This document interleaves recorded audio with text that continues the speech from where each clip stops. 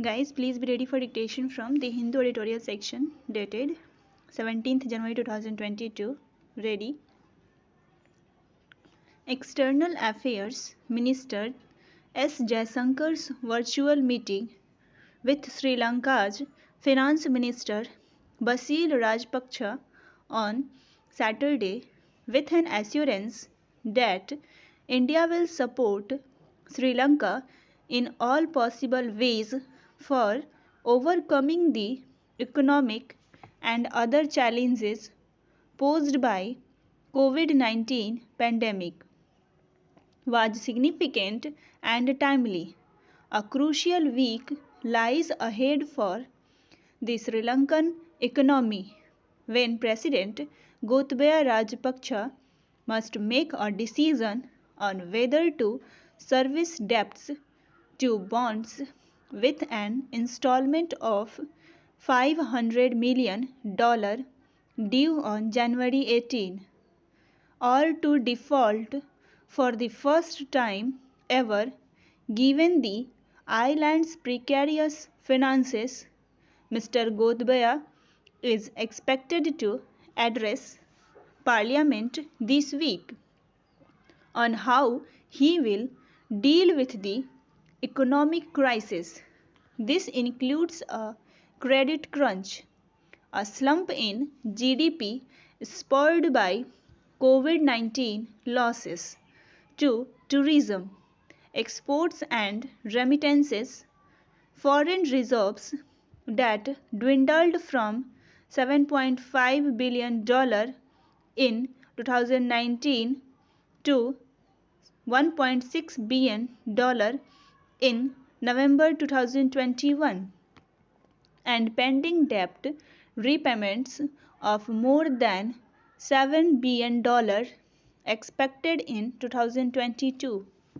The most immediate problems come from rising unrest.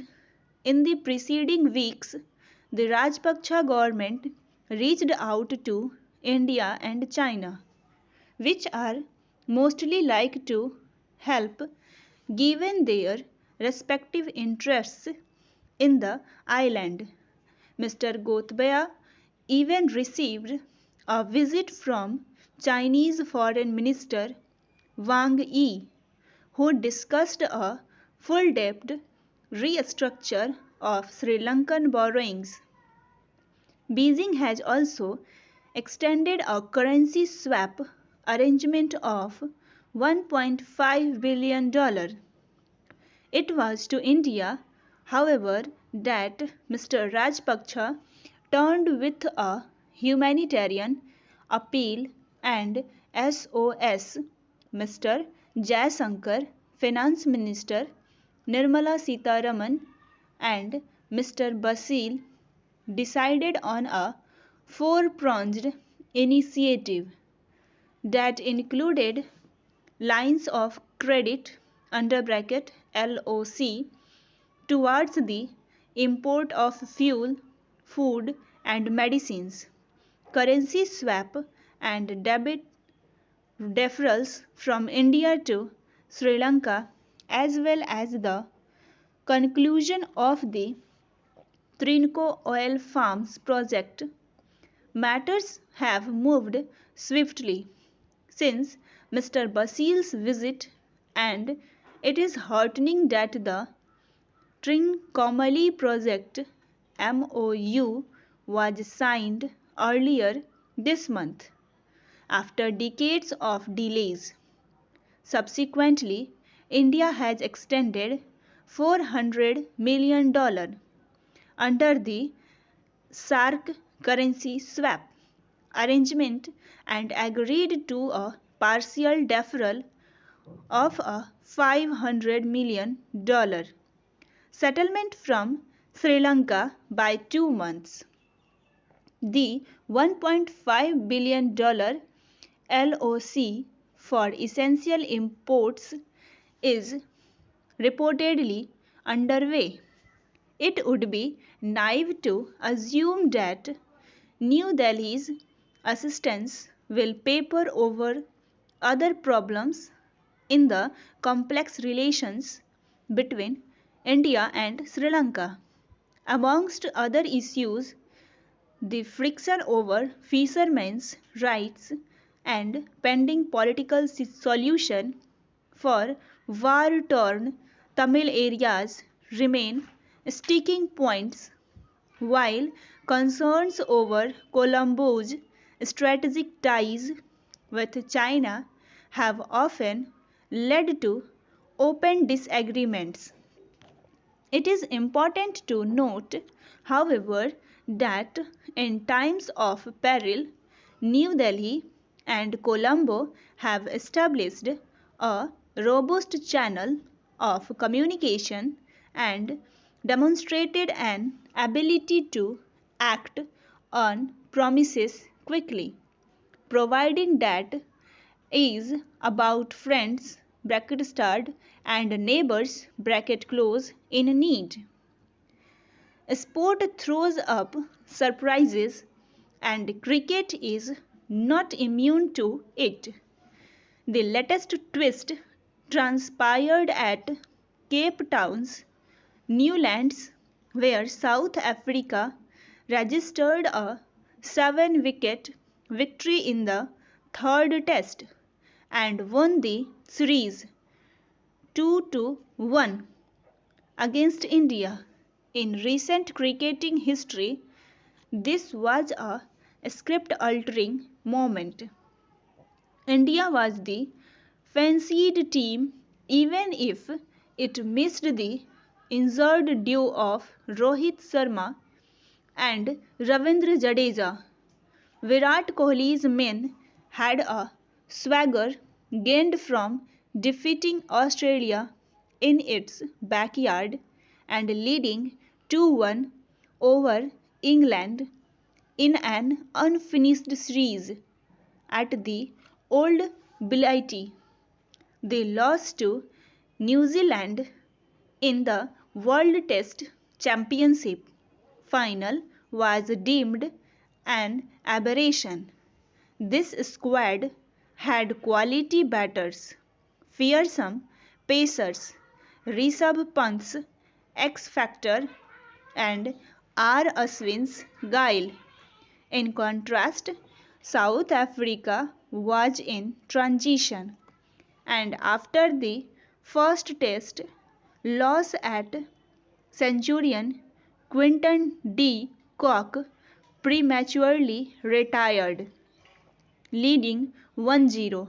India was expected to twist the knife in and win the series, an accomplishment that eluded it since the maiden tour of South Africa in 1992-93. South Africa remains India's final frontier, and when the dust settled at Newlands on Friday, with the nearby Table Mountain casting a shadow, the host had the last word, having ambushed India in consecutive tests.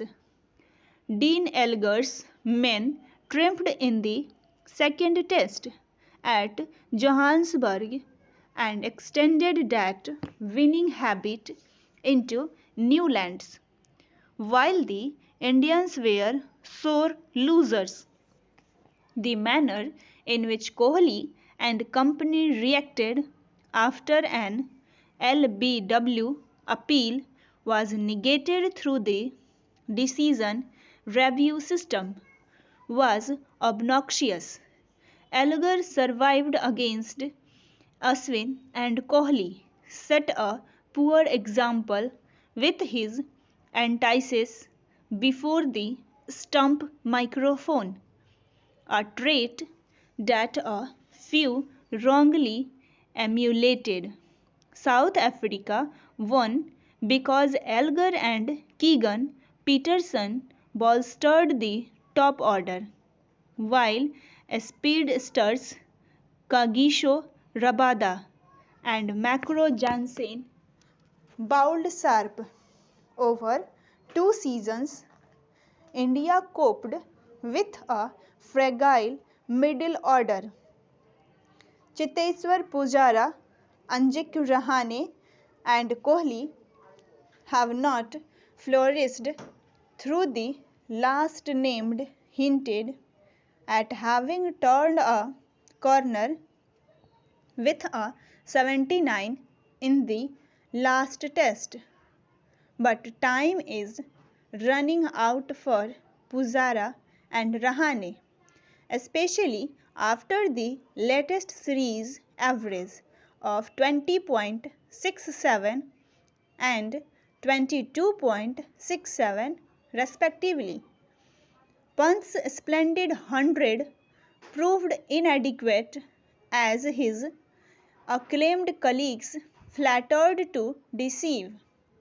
Defending meager 200 plus targets can test the finest bowling attacks, and Jasprit Bumrah and Mohammad Sami had an unenviable task. India has to strengthen its batting and improve its on-field demeanour. Above all, a test captaincy change has been forced after Kohli stepped down on Saturday. Perhaps the latest result precipitated his decision, making the end of a leadership era. Having taken charge in 2014, Kohli became India's most successful leader in the longest format with 40 triumphs from 68 matches. Rohit may be the successor, but before that the three ODIs against South Africa back on.